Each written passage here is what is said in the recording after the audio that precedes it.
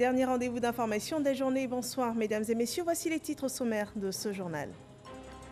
La crise socio-politique du Mali au centre d'un sommet extraordinaire de la CEDEAO. La conférence des chefs d'État et de gouvernement a tenu cette réunion par vidéoconférence. Elle annonce des mesures pour une sortie de crise sans forcer le départ du président malien Ibrahim Boubacar Keïta. En Côte d'Ivoire, le chef de l'État recevait hier en sa résidence les rois et chefs du Sud Comoé, venus lui apporter leur compassion suite au décès du Premier ministre. Ils lui ont partagé leur souhait de le voir être candidat à sa succession.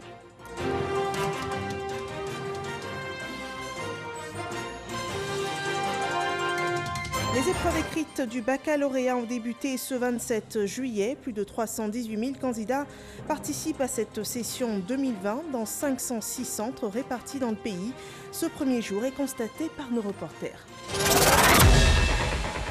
Bienvenue dans 123 heures. Les négociations pour une solution à la crise malienne se poursuivent. Les chefs d'État de la CEDEAO se sont entretenus à ce propos ce jour au cours d'un sommet extraordinaire, une réunion par visioconférence à laquelle participait le chef d'État ivoirien Alassane Ouattara pour la résolution de la crise socio-politique du Mali. La conférence des chefs d'État et de gouvernement de la CEDEAO exclut un départ du président Ibrahim Boubacar Keïta et ils évoquent que ce serait contraire aux règles démocratiques en vigueur au sein de l'organisation. Ils proposent par contre des mesures. Elles sont citées dans ce résumé de Jérôme Kofi Aboulin.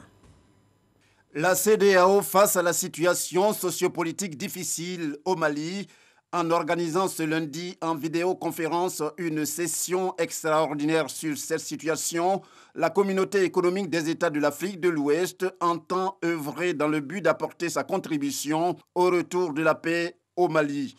La Côte d'Ivoire étant un pays membre de la CEDEAO, c'est tout à fait évident que le président de la République, Alassane Ouattara, soit partie prenante de cette session. Une participation du chef de l'État ivoirien qui, on peut le dire, vaut son pesant d'or si l'on s'en tient à sa bonne gestion des crises similaires à celles qui prévoient actuellement au Mali du temps de ses 2 mandats successifs comme président de la conférence des chefs d'État et de gouvernement de la CEDEAO. Cette présence du président Alassane Ouattara ainsi que celle des autres chefs d'État et de gouvernement dont s'est félicité le président du Niger, Issoufou Mahamadou, en présidant les travaux. En sa qualité de président en exercice de la CEDEAO, le chef de l'État nigérien a indiqué que si la situation au Mali exige des Maliens un sursaut national, il appartient à la communauté sous-régionale d'en créer les conditions. Par exemple, la mise en place d'un gouvernement d'union nationale, en clair, les conditions pour une bonne gouvernance au Mali. Compte tenu des nombreux défis auxquels fait face le pays, certains membres du gouvernement pourront être nommés avant la formation du gouvernement d'union nationale. Il s'agit de ceux en charge de la défense, la justice, les affaires étrangères, la sécurité intérieure et les finances. Comme autre point, nous avons la mise en place rapide d'une commission d'enquête pour déterminer et situer les responsabilités dans les violences qui ont entraîné des décès et des blessés les 10, 11 et 12 juillet 2020, ainsi que les destructions de biens publics et privés. La mise en place d'un comité de suivi de toutes les mesures ci-dessus prises, qui comprendra des représentants du gouvernement, du Parlement, de la société civile, de la magistrature, du M5 RFP, des femmes et des jeunes, avec la participation de l'Union africaine et des Nations unies sous la présidence de la CEDEAO. Pour le président en exercice de la CEDEAO, c'est avec l'union sacrée de tous les Maliens que le Mali peut venir à bout du terrorisme et de la pauvreté qui, selon lui, constitue le principal ennemi du peuple malien. Nous passons à présent à l'actualité en Côte d'Ivoire. À 3 mois du scrutin présidentiel, les rois et chefs de la région du Sud Comoé choisissent Alassane Ouattara pour candidat. Ils sont allés hier lui porter leurs souhaits. Viviane Aïma rapporte cette rencontre.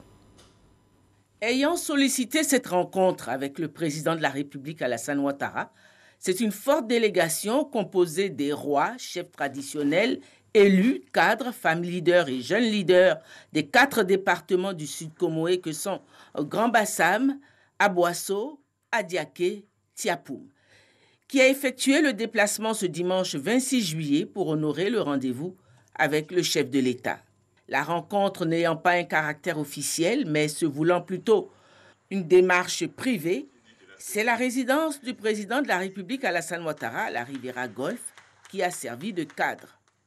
Sacrifiant aux us et coutumes de la tradition, il y a eu tout d'abord l'échange des nouvelles.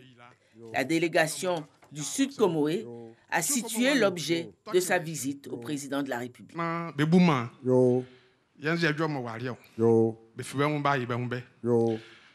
Le porte-parole de toute la délégation du Sud Comoé me charge de vous dire que le Sud Comoé est ici représenté par les rois, par les chefs de canton, les chefs de province, par les cadres, dirigés par le ministre Aka Aoulé, par les élus.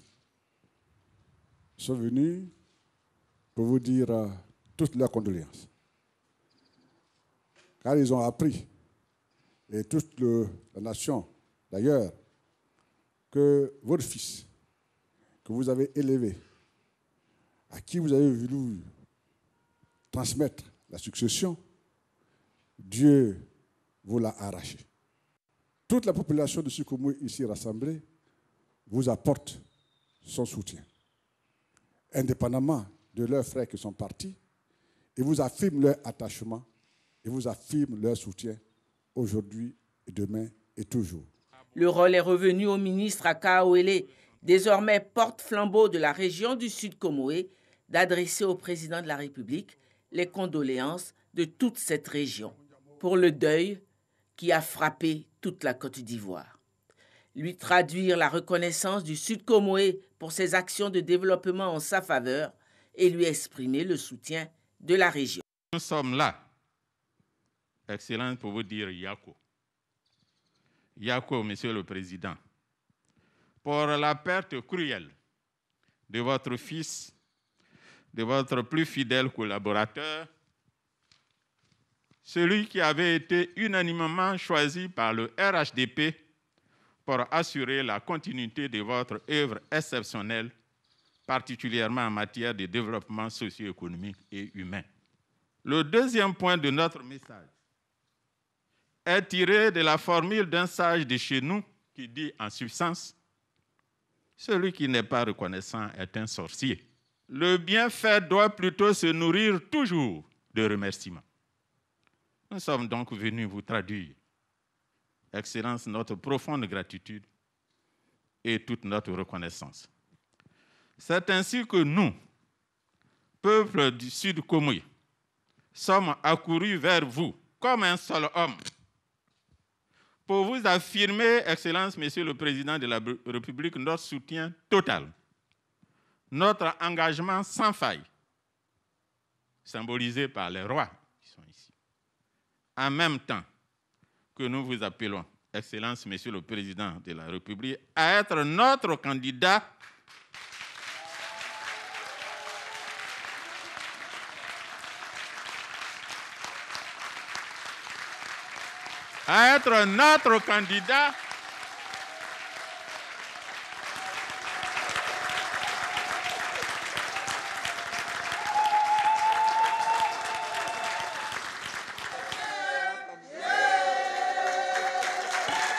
le candidat du Sud Comoé, votre région, à l'élection présidentielle du 31 octobre 2020. Joignant l'acte à la parole et pour témoigner la sincérité de son soutien et son engagement pour son candidat, la région du Sud Comoé, séance tenante, s'est acquittée du paiement de la caution de 50 millions de francs exigés pour la candidature à la présidence de la République. Le président de la République, encore visiblement éprouvé, a remercié ses hôtes pour leur présence et la confiance placée en lui. Je voudrais donc à mon tour vous présenter toutes mes condoléances et vous dire Yako, Yako à nouveau. Je traverse une période de peine immense, donc vous me permettrez de ne pas être long, mais surtout de vous dire toute ma gratitude. Je suis profondément ému. Et je n'ai pas vraiment de mots assez forts pour vous exprimer ma reconnaissance. Je voudrais juste vous dire toute ma sincérité. Voyez-vous, si vous regardez ce bâtiment derrière, ce sont mes bureaux qui devaient être terminés pour octobre. Parce que, bien évidemment, le RHDP avait choisi son candidat et je me suis organisé pour réactiver mon institut et pour avoir mes bureaux ici en vue de reprendre une autre activité. Mais l'on dit que l'homme propose, Dieu dispose. Et le décès de mon fils Amadou Gon Coulibaly a été véritablement un choc pour moi. Et je vous remercie du message de soutien que vous venez de me porter. Et je vous demanderai de me laisser quelque temps pour que la période du deuil puisse me permettre de vraiment me concentrer sur les souvenirs et les douleurs que je ressens avec le décès de mon fils Amadou Gon Coulibaly. Mais je veux aussi vous rassurer que moi, je ne peux pas avoir de ressentiment contre qui que ce soit. Je crois que vous me connaissez tous. Je n'ai jamais eu de problème avec qui que ce soit. Et je n'en aurai pas. Je n'en aurai pas avec mes frères dont vous avez parlé. Vous savez, nous sommes sur cette terre pour quelques années, quelques décennies. Je crois qu'on doit tout faire pour vivre ensemble dans l'harmonie et dans la paix. Et c'est ce que je me suis donné comme vision. Et donc, je voudrais rassurer leur majesté qu'il n'y aura pas du tout de problème par rapport à mes frères en question. Ils demeurent mes frères et bien évidemment, dans la vie, chacun choisit son chemin. Mais nous considérons que la Côte d'Ivoire a fait des progrès énormes, comme vous l'avez indiqué, ces 9 dernières années. Évidemment, pour le Sud Comoé, nous avons fait plus que les 50 des précédentes années.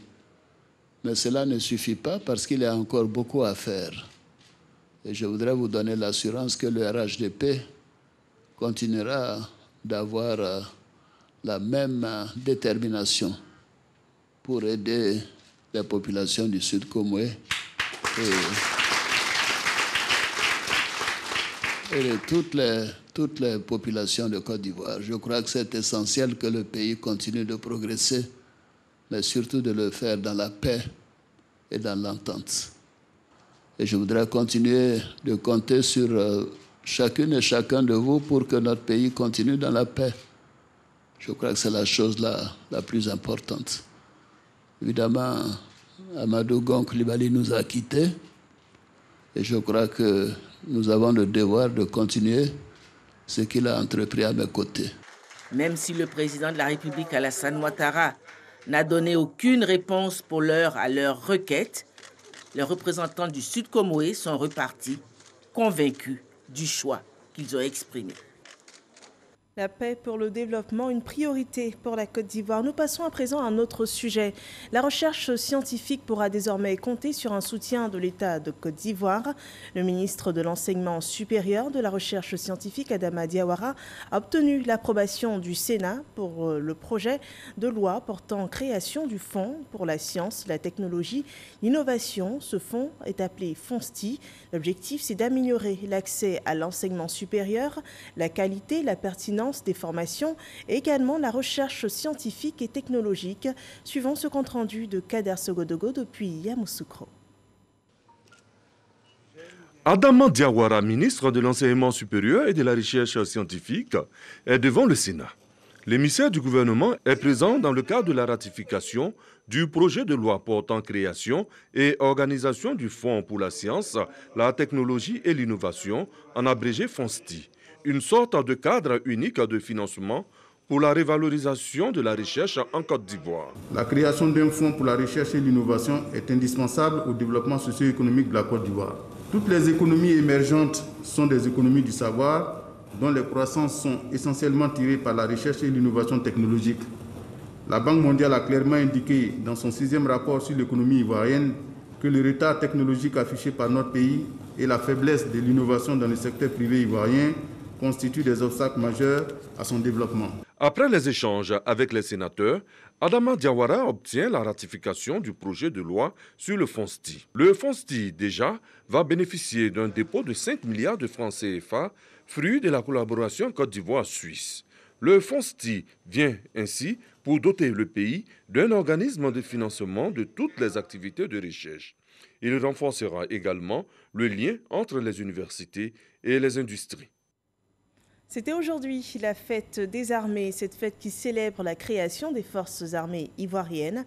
Ce fut l'occasion de rappeler le rôle des forces de défense et de sécurité dans la consolidation de la cohésion sociale, de la paix et du développement en Côte d'Ivoire. Cette célébration est racontée par Abou Sanogo. L'armée ivoirienne a aujourd'hui 60 ans.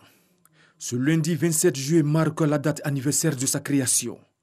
C'est en présence du ministre d'État, ministre de la Défense Ahmed Bakayoko, et autour du thème « Rôle des forces de défense et de sécurité dans la consolidation de la cohésion sociale, de la paix et du développement de la nation » que l'armée ivoirienne a été célébrée. L'institution de cette fête, la deuxième du genre, a pour objectif de raffermir la cohésion au sein des armées et entre elles et les populations. En instaurant une fête des armées, ou plutôt une journée des armées, il s'est agi pour nous de trouver un cadre plus solennel, au-delà de ce qui se fait au quotidien dans nos unités, pour rappeler à nos hommes l'essence de notre existence, notre rôle au sein de la nation ivoirienne, les vertus qui doivent nous guider. Le caractère sobre de la présente édition ne devrait rien lui enlever de son fondement rituel, qui est de rappeler à nos hommes les expériences glorieuses de nos dévanciers qui constituent un héritage collectif à entretenir. Une initiative saluée par le ministre d'État, ministre de la Défense Ahmed Bakayoko, qui a invité ses hommes à poursuivre leur mission de sécurisation des personnes et des biens. J'apprécie hautement le thème de cette deuxième édition qui est relatif à l'hommage à rendre à nos hommes engagés dans différentes missions de sécurisation dont certains ont payé de leur vie cet engagement au service de la patrie. Et également à nos hommes mobilisés dans le cadre de la lutte contre la pandémie à Covid-19. Depuis quelques années, on assiste à une transformation radicale du comportement des militaires, de l'image du militaire, qui est au service de la population et au service du pays. On a vu l'efficacité avec laquelle et les forces armées, et la gendarmerie, et la police, vous avez réagi après l'attaque de Kafolo. Le président est fier de vous, militaires du rang, sous-officiers, officiers et également les officiers généraux. Il vous demande de persévérer, car la puissance et la force d'un pays se mesurent bien souvent à la qualité de son armée. Les personnels des forces armées de Côte d'Ivoire et de la gendarmerie nationale, ainsi que des entités spécialisées qui se sont distinguées par leur dévouement dans la lutte contre la Covid-19, ont été distingués. Le groupement des sapeurs-pompiers militaires, dans le domaine militaire, a été cité à l'ordre des forces armées. Un dépôt de gerbes en hommage à tous les soldats ivoiriens morts au champ d'honneur depuis le 1er août 2019 a constitué un autre temps fort de cette fête. Les candidats au baccalauréat jouent leur dernière carte. Les épreuves écrites ont débuté ce jour. 318 995 candidats sont inscrits pour cette session 2020. Et pour ce premier jour, la ministre de tutelle, Kandia Camara, s'est rendue dans des centres d'examen pour s'assurer du bon déroulement des compositions. On voit cela avec Issa Yeo. À Bobo, lycée moderne 1 et 2, premier jour des épreuves écrites du baccalauréat session 2020. Il est 7h30. Les candidats sont en concentration en attendant le début de l'examen. Il faut dire que ce matin, il se passe assez, puisque c'est ce qu'on a vu en classe qui va nous retourner encore. Du fait du coronavirus au secrétariat de l'examen, la présidente du jury veille au strict respect des mesures barrières. Les mesures barrières sont respectées. Nous avons le gel hydroalcoolique. Les surveillants portent leur cache-nez. À 8h, les épreuves de français sont distribuées aux candidats. Pour cette session du bac 2020, le ministère de l'Éducation nationale prend toutes les dispositions pour mettre fin à la fraude. Un appareil détecteur de portable permet d'appréhender 4 candidats tricheurs. Ils sont automatiquement retirés de la salle pour fraude. C'est au lycée Adama Sanogo, au plateau d'Okui, que la ministre de l'Éducation nationale, de l'enseignement technique et de la formation professionnelle, Kandia Kamara, effectue sa traditionnelle tournée pendant l'examen du bac pour encourager les candidats. Sa visite est mise à profit pour passer un message clair aux éventuels fraudeurs. Ce que nous souhaitons, c'est que les diplômes que vous obtenez, après tous ces sacrifices, après les sacrifices consentis aussi par vos parents et vos enseignants, que ces diplômes-là soient crédibles. Donc toutes ces mesures que nous prenons, c'est dans votre intérêt. La ministre Kandia Kamara saisit cette opportunité pour rendre hommage au chef de l'État, Alassane Ouattara, et au défunt Premier ministre Amadou Gon Coulibaly pour tous les efforts consentis pour éviter une année blanche à la Côte d'Ivoire du fait du coronavirus. Pour ce baccalauréat, session 2020, 318 995 candidats composent dans 506 centres sur l'ensemble du territoire national. Cette année, les candidats au baccalauréat sont donc répartis dans 506 centres sur tout le territoire national. Dans la région du Poro, qui compte 11 centres pour 7250 candidats, les épreuves écrites du baccalauréat ont été lancées au lycée Oufoué-Boigny par le secrétaire général de la préfecture de Korogo et à Bouaké. Plus de 15 000 candidats participent à cet examen. Les autorités locales présentes dans les centres de composition ont inspecté le dispositif mis en place pour le bon déroulement des épreuves.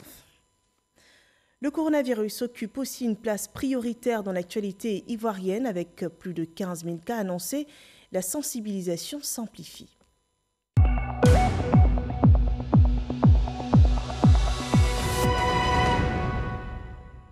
Ce lundi 27 juillet 2020, 59 nouveaux cas de Covid-19 sont annoncés. Un chiffre moins alarmant, mais attention, la pandémie demeure. À cette date, la Côte d'Ivoire enregistre 15 655 cas confirmés, parmi lesquels 5 198 cas restent encore actifs. Le virus se propage. Les autorités sanitaires invitent la population à se faire dépister et surtout à respecter les mesures barrières. Nous ouvrons la page politique de ce journal. Les communautés de la région de l'Agnébi-Tiassa ont rapporté au chef de l'État leur soutien pour les prochaines échéances électorales. Elles souhaitent que le président de la République, Alassane Ouattara, soit candidat à sa succession. Leur doléance est rapportée par Walter Amadou Ouattara. Elles ont fait le déplacement pour exprimer leur compassion relativement à la disparition brusque du Premier ministre Amadou Gon Coulibaly. Pour apaiser leur douleur, ces différentes communautés issues de la région de l'Agnébi-Tiassa ont un seul vœu. Monsieur le Président de la République, vous êtes un homme d'honneur et de parole. Mais la situation nous amène à vous prier de bien vouloir reconsidérer votre position et accepter d'être le candidat du RHDP pour un nouveau mandat. En termes de financement de projets, en termes de promotion de la jeunesse de notre région, au regard de tous ces bienfaits, quand nous regardons l'offre politique qui est devant nous, on se dit que vaut mieux Alassane Ouattara. C'est Alassane Ouattara qui peut garantir notre avenir. La chefferie traditionnelle soutient cette sollicitation. Monsieur le Président de la République, le vide que laisse la disparition du Premier ministre Amadou Gon Coulibaly sera dur à combler dans un si peu de temps.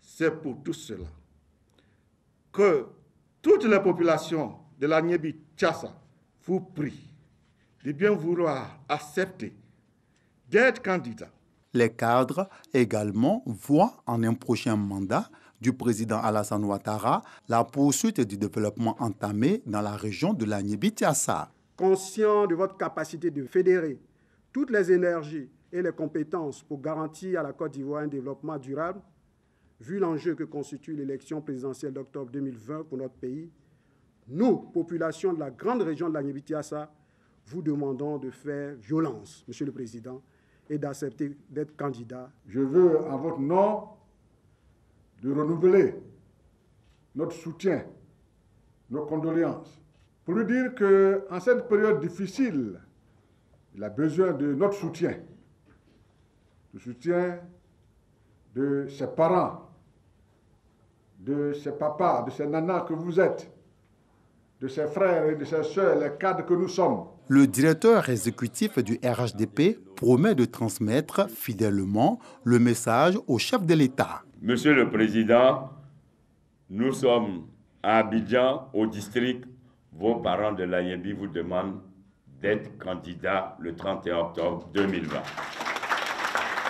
En attendant la réponse du président de la République, les délégations venues de l'Agnébi-Tiassa ont toutes rassuré en ce qui concerne la victoire du RHDP à la prochaine élection présidentielle.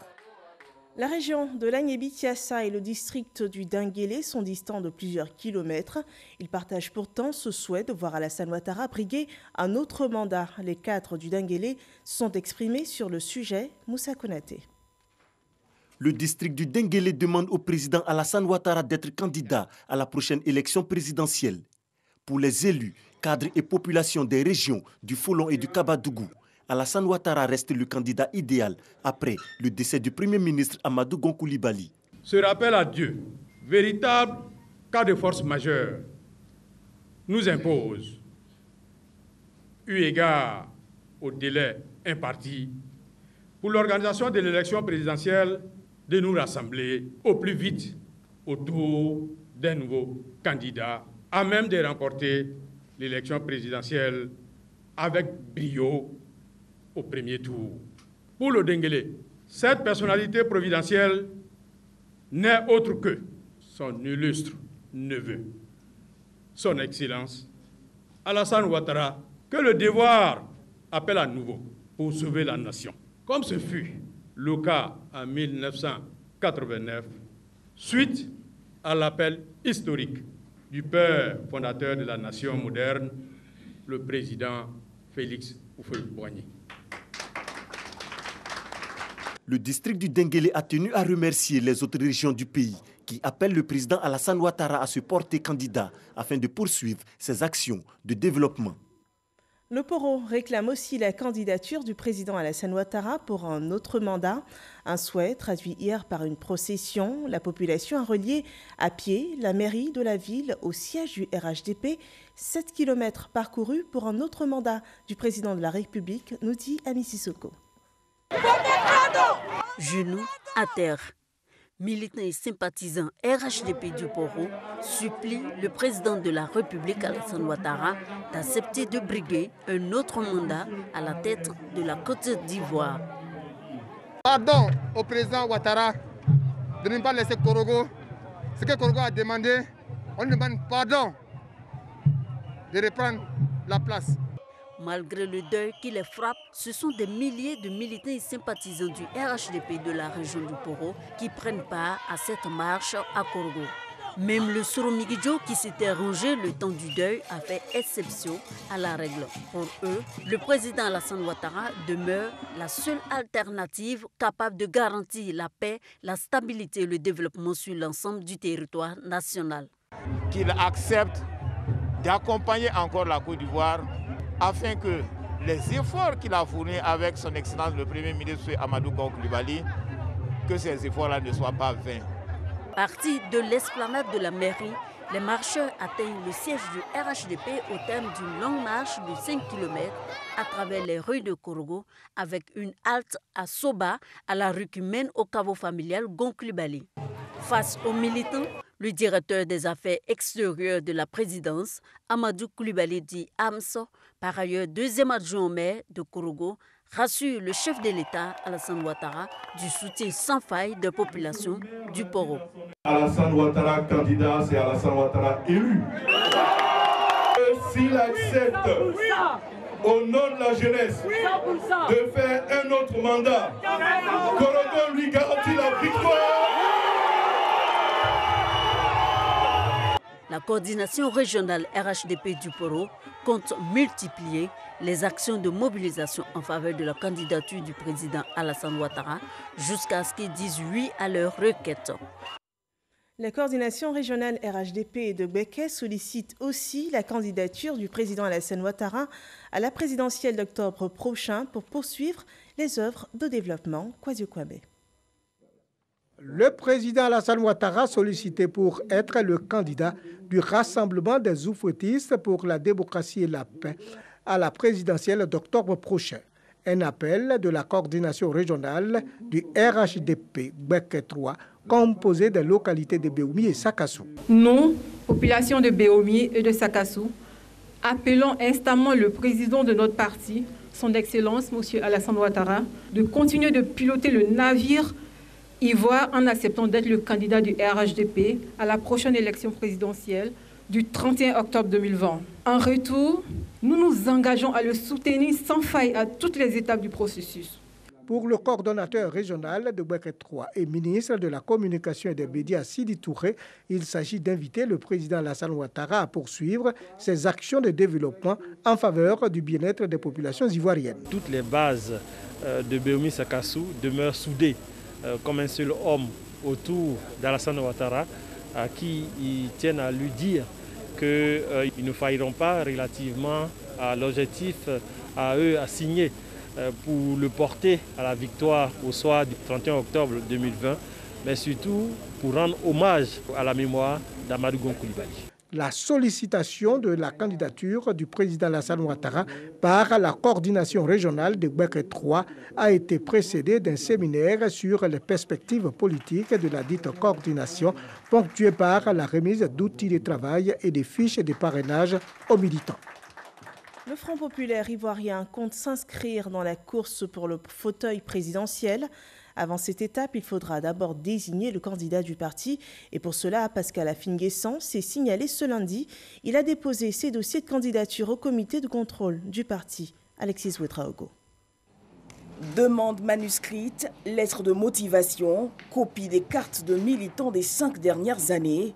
Ce lundi, Pascal Afin-Guessan était face au comité de contrôle du Front populaire ivoirien pour porter sa candidature. C'est ici que les candidatures pour tous ceux qui sont militants du Front populaire ivoirien, qui aspirent à représenter ce parti dans les élections présidentielles du 31 octobre, c'est ici qu'ils doivent se rendre pour déposer devant le comité de contrôle leur dossier de candidature, parce que c'est l'organe qui est chargé d'analyser les candidatures et de publier la liste des candidats, liste qui sera soumise au congrès éclaté du samedi prochain, samedi 1er août. Donc je viens de m'acquitter de ce devoir avec le soutien de la direction du parti, puisque cette candidature a été soumise à la direction, qui l'a acceptée et qui a estimé qu'elle méritait d'être portée à la connaissance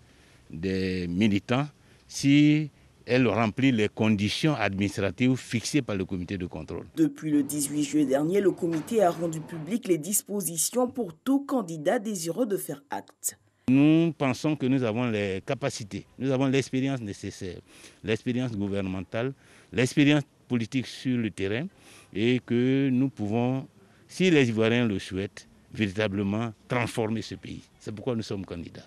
Le comité tiendra jusqu'au 30 juillet prochain.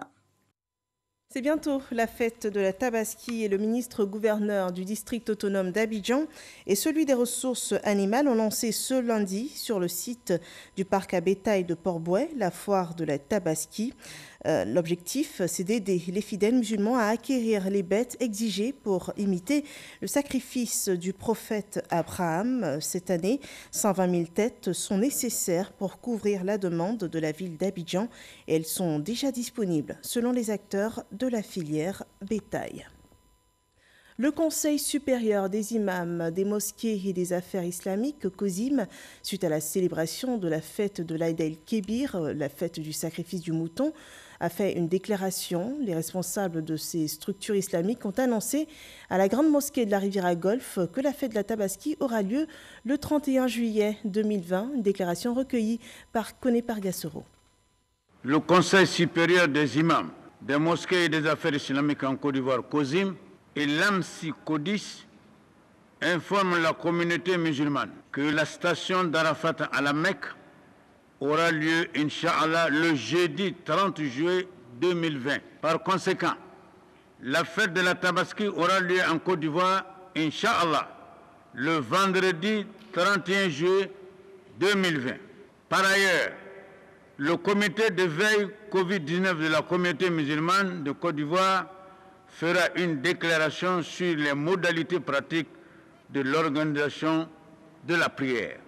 Les imams souhaitent bonne fête de Tabaski à toutes et à tous.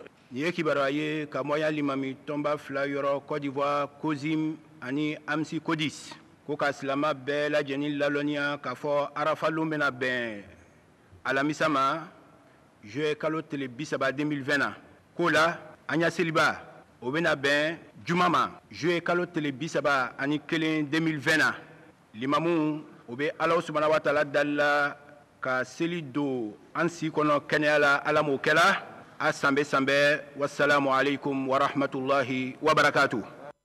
Voilà la déclaration du COSIM traduite en langue malinké. La Tabaski aura donc lieu le 31 juillet prochain. C'est la fin de cette édition. Merci de nous avoir suivis. Rendez-vous demain pour un autre journal. Portez-vous bien.